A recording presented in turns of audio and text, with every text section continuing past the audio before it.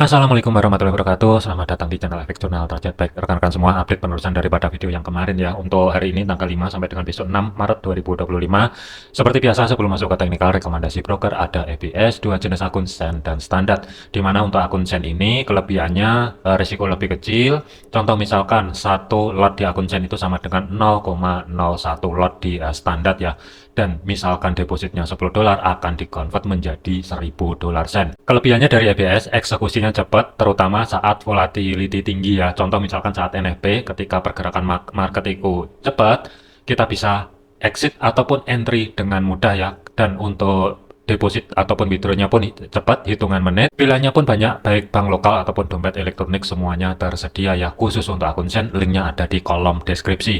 Selanjutnya masuk ke fundamental. Untuk hari ini yang akan menjadi fokus 2015 ini ada ADP, diperkirakan sih ada sedikit penurunan. Kemudian indeks manajer pembelian dari jasa dan ISM itu nanti juga akan dirilis. Misalkan data tersebut positif atau di atas daripada data yang sebelumnya, tentunya indeks dolar akan menguat kembali. Tetapi kalau misalkan di bawah daripada data yang sebelumnya, kemungkinan indeks dolar akan tertekan, bisa aja sedikit ada penurunan ke bawah ya. Ini fokus untuk hari ini. Kemudian untuk besok itu dari zona euro diperkirakan rilis suku bunga ya. Perkiraannya sih ada pemangkasan sebesar 25 basis point. Cuman aktualnya seperti apa ya nanti kita liatin. Untuk saat ini euro menguat karena stimulus dari Jerman itu ngedorong dari penguatan euro saat ini ya.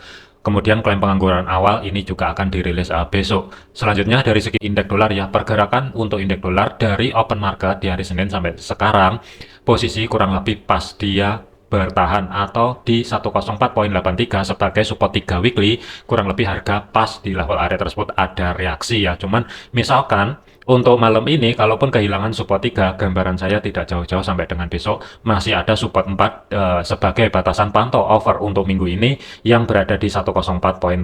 Jadi malam ini ataupun sampai dengan besok, kalaupun indeks dolar lanjut melemah, gambaran saya sudah tidak jauh-jauh di antara 10483 sampai dengan 104.45.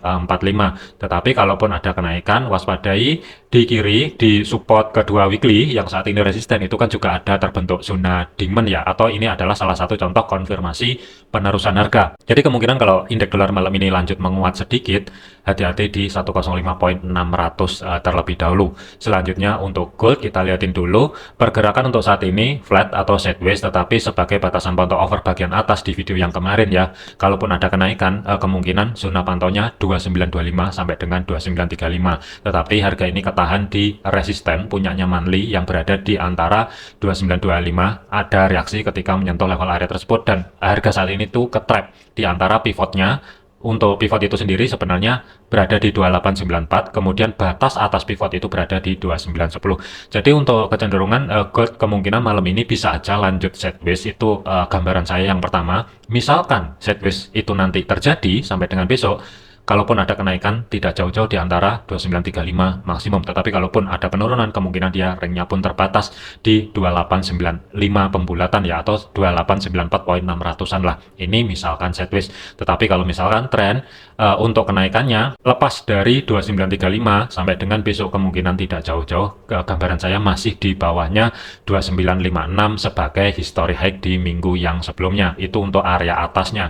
Cuman 2935 harusnya ini membuat konfirmasi terlebih dahulu sebelum gold lanjut ke atas misalkan terjadi kenaikan. Tetapi kalau gagal dan dia terkoreksi dari segi time frame kecilnya, waspadai sebagai level kuncinya bagian bawah berada di 2875 ya. Jadi hati-hati di area bawah. Di sini juga ada level menumpuk, kurang lebih saya blok aja biru bagian bawah di sini ya. Jadi di bawah itu ada dua level area menumpuk antara 2879 sampai dengan 2887. Ini kunci penurunannya selama gold malam ini ataupun besok. Zona yang saya blok biru bagian bawah ini masih belum di break atau belum dijebol.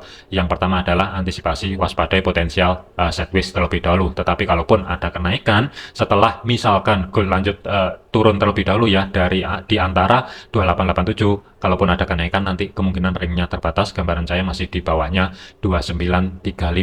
Tetapi kalaupun nanti hasil daripada NFP untuk minggu ini yang dirilis di hari Jumat adalah positif, kemungkinan support pertama weekly ini akan sangat mudah di break yang berada di 2853 ya. Cuman ini antisipasi untuk hari Jumat nanti. Untuk fokus malam ini sampai dengan besok, kalaupun gold lanjut ke dorong ke atas, gambaran saya kemungkinan tidak jauh-jauh di antara 2925 sampai dengan 2935. Tetapi kalau misalkan break ringnya pun terbatas, waspadai 2956 kemungkinan masih di bawah level area tersebut. Tetapi kalau misalkan ada penurunan, waspadai yang pertama adalah sideways, kuncinya berada di zona blok biru bagian bawah. Selama level tersebut aman, bisa aja ini naik turun sampai dengan NFP besok dirilis. Tetapi kalau malam ini ataupun besok dia lebih cepat ke dorong ke bawah dan kehilangan batas bawahnya yang berada di 2879, ada kecenderungan sedikit kedorong ke bawah, ada dua level area 2864 sampai dengan 2853, ini yang akan menjadi next targetnya. Cuman sih volatility-nya kemungkinan malam ini agak minim ya. Jadi untuk zona pantaunya level area SRP di sini bisa dicatat ataupun sesuaikan juga dengan planning ataupun analisa masing-masing ya. Ada kecenderungan gambaran saya sih kemungkinan akan ada sedikit sideways, kalaupun ada kenaikan kemungkinan sudah tidak jauh-jauh, terkecuali surprise negatif nanti data yang keluar baru ada potensi di atasnya 2935. Tetapi kalau data sebagai trigger daripada fundamental yang akan dirilis nanti misalkan tidak jauh-jauh daripada data yang sebelumnya, agak sedikit berat kalaupun gold mau lanjut di atasnya 2935. Hati-hati, waspadai arah bawah terlebih dahulu di zona tengah atau sebagai pivot. Di sini juga bertumpuk dengan level penting yang berada di 2894. Kemudian untuk Bitcoin, pergerakan untuk Bitcoin harga kembali kedorong ke atas, penurunannya itu retest di level area support pertama weekly antisipasi kemarin kurang lebihnya di harga 81.200-an. Posisi harga saat ini itu masih bermain-main di antara 89.500-an sebagai batas atasnya pivot. Tetapi kalau misalkan lanjut ke dorong ke atas, yang akan menjadi next target ataupun zona pantau malam ini sampai dengan besok di antara 93.300 sampai dengan 96.300-an. Tetapi kalau misalkan balik ke dorong ke bawah, sebagai level kunci penurunannya berada di batas bawah pivot 85.000. Selama level tersebut aman, hati-hati, waspadai, bisa aja ini kembali pullback ke atas ya. Jadi gambaran saya mungkin akan ada sedikit kenaikan, tetapi dari segi time frame kecilnya hati-hati di antara pivot sampai dengan batas bawah pivot sebagai kunci atau penentunya itu tetap berada di 85.000 ya. Selama minggu ini level tersebut aman, hati-hati, waspadai potensial arah atas. Selanjutnya adalah untuk GBP USD. Pergerakan untuk GBP USD harga terus ke dorong ke atas sebagai level area minor. Untuk yang kemarin ya antisipasinya itu sentuhan pertama di level minor. Di sini kan ada reaksi, koreksi sedikit ke bawah, resisten 2, kemudian lanjut ke dorong ke atas. Dan sebelumnya pun juga sama, di sini break di level area minor. Sebenarnya di sini sudah masih ada level area minor kemarin, cuman sudah saya hapus ketika break di level area minor di antara history high minggu yang sebelumnya sampai dengan resisten kedua. Di sini kan ada koreksi ya, dan sebagai level kunci ini aman 1.2689 baru lanjut ke dorong ke atas.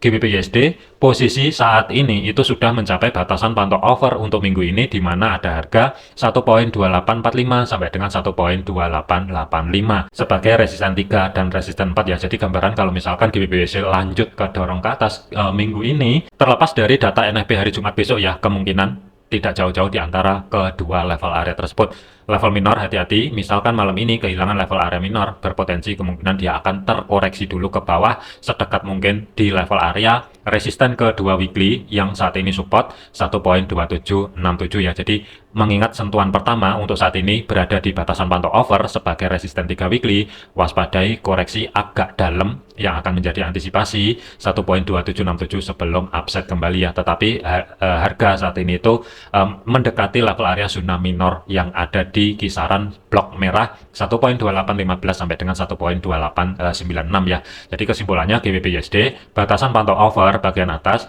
kemungkinan sudah tidak jauh-jauh di antara 1.2845 sampai dengan 1.2884. Kalaupun ada terkoreksi, setidaknya minimal H4 harus mampu tutup body candle-nya di bawah blok merah atau physical price levelnya yang berada di 1.2800, baru ada potensi arah koreksinya menuju 1.2767, dan ini sebagai penentunya apakah nanti dari segi time frame kecilnya untuk minggu ini koreksinya selesai di situ atau justru dia pullback balik ke bawah mendekati history high di minggu yang sebelumnya. Jadi gambaran saya kurang lebihnya pergerakan untuk malam ini di antara kotak yang ada di sini.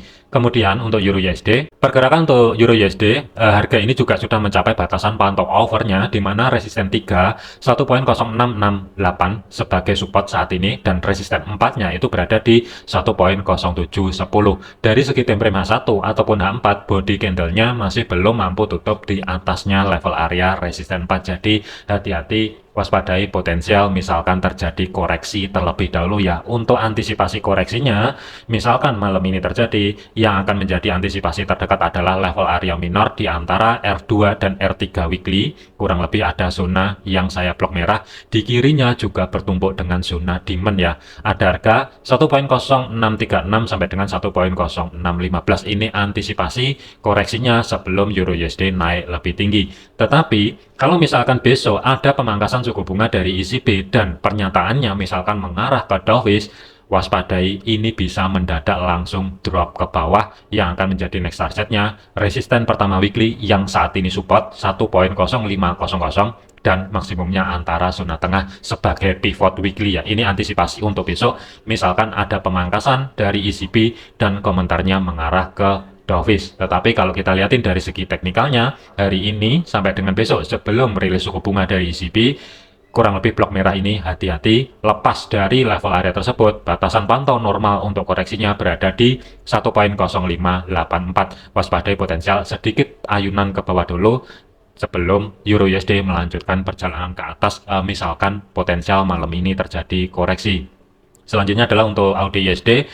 Pergerakan untuk AUD USD sesuai yang diantisipasi kemarin ya, ada potensi kemungkinan dia akan ngambil zona tengah atau sebagai pivot weekly-nya, dan saat ini kejadian kurang lebih di sini sentuhan pertama break koreksi, kemudian sentuhan yang kedua kurang lebihnya pas di level area pivot ya, sedikit di bawah level tersebut yang berada di 0.6292 ya. Untuk kunci kenaikan malam ini, kalaupun dia lanjut ke dorong ke atas sebagai level kunci 0.6317. Selama AUD USD untuk minggu ini masih bergerak tetap di bawahnya 0.6317, waspadai potensial arah bawah. Cuman untuk saat ini kan masuk ke zona tengah atau sebagai pivot ya. Jadi hati-hati, bisa aja ini turun dulu naik ke atas atau dia berhenti di zona tengah atau sebagai pivot, koreksi agak lebih dalam menuju zona tengah sebagai minornya, baru ada potensi kenaikan kembali ya. Misalkan untuk level area SRP saya pecah sebagai level area minornya itu jatuh di kisaran 0.6251 sampai dengan 0.6241 lah, atau zona yang saya blok merah di sini. Ini antisipasi misalkan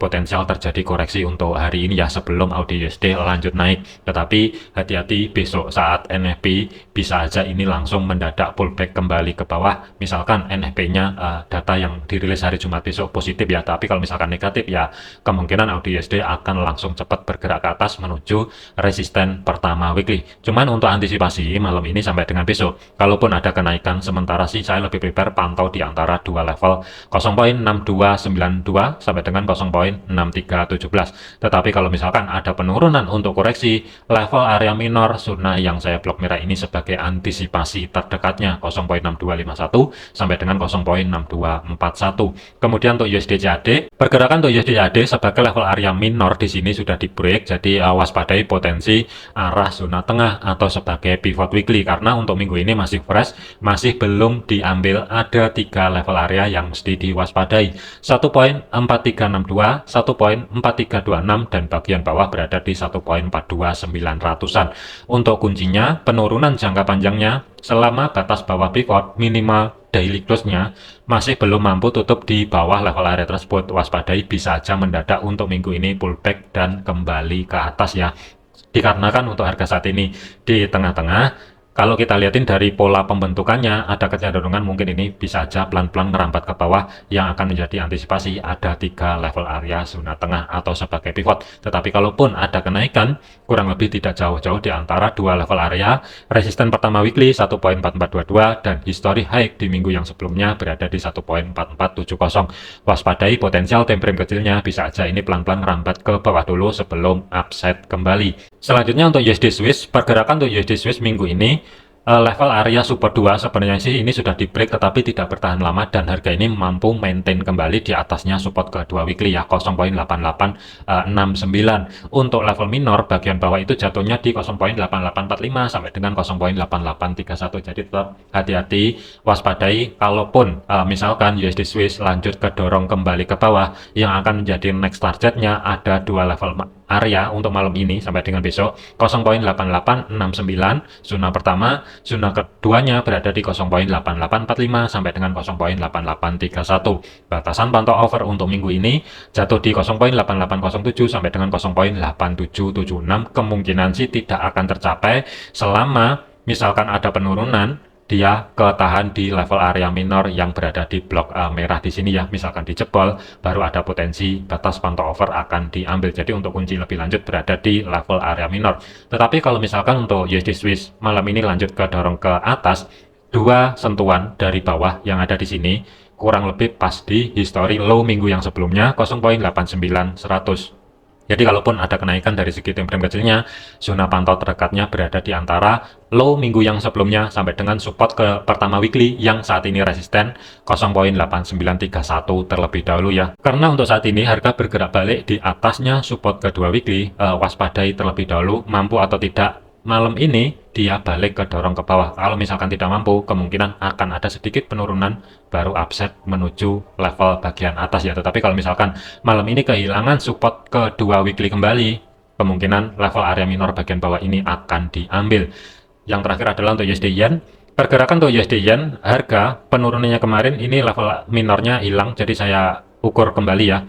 Jadi untuk level minor bagian bawah itu kurang lebih pas sudah diambil dan harga itu ketahan, kurang lebihnya ada di blok merah di sini dan harga akan pullback kembali ke atas. Kenaikannya ini juga masih belum terkonfirmasi, body candle minimal H4-nya mampu tutup di atasnya 150-an ya, kurang lebihnya ini masih belum mampu dan posisi harga saat ini kan bergerak balik di batas bawah pivot 149.47.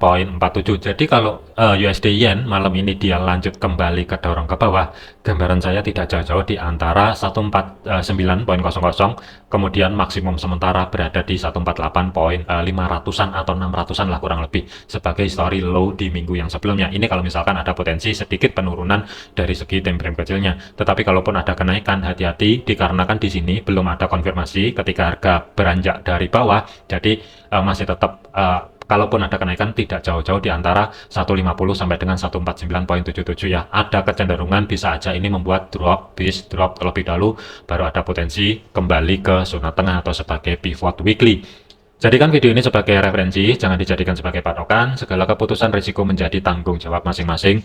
Jangan overload, jangan overtrade, tetap disiplin. Terima kasih, sampai jumpa di video yang selanjutnya.